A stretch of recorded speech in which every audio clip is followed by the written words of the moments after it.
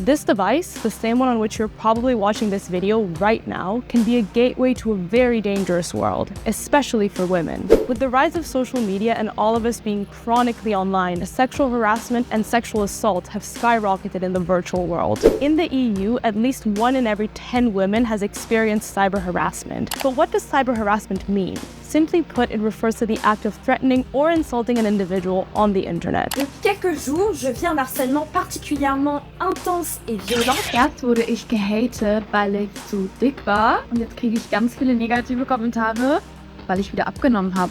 Certain online groups, mostly made up of men, will even organize targeted raids to harass women en masse. But this is just one of the forms of violence that women experience in the online world. Another example, revenge porn, the act of sharing intimate photos or videos of an individual without their consent. These acts of violence may be virtual, sure, but they have very real psychological consequences, traumatizing women and driving them away from digital spaces. And there are instances where the perpetrators have been punished in the real world. Most recently in February of 2025, when a Paris court found 3 people guilty of carrying out a prolonged online harassment campaign against a French Twitch streamer. The issue though, this harassment happens online, which means it could easily transcend national borders. So that begs the question, what has the EU done to prevent this from happening?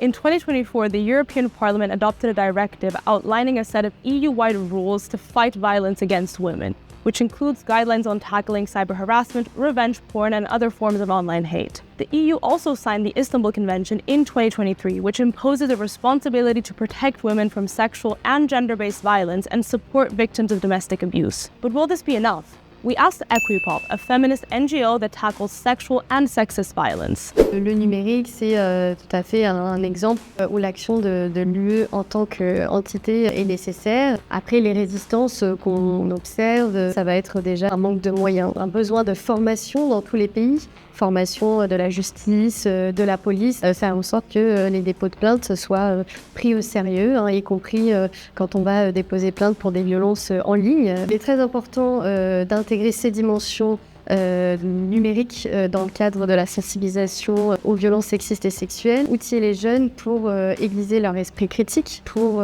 décrypter et anticiper les pièges des réseaux masculinistes. Là aussi, c'est un sujet qui demande une certaine forme aussi de courage politique et qui n'est pas toujours là dans les pays européens.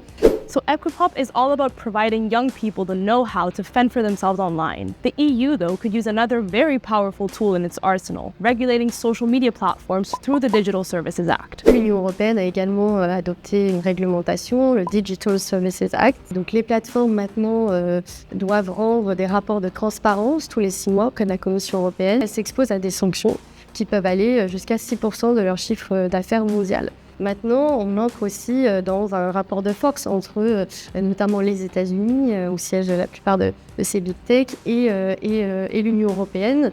So what we actually need is for the big social media platforms to start caring about this. Why? Because for the time being, they seem to be doing the literal opposite. What remains to be seen is how these pan-European measures will be implemented within national borders. For some countries, it's a question of resources. For others, a matter of political will.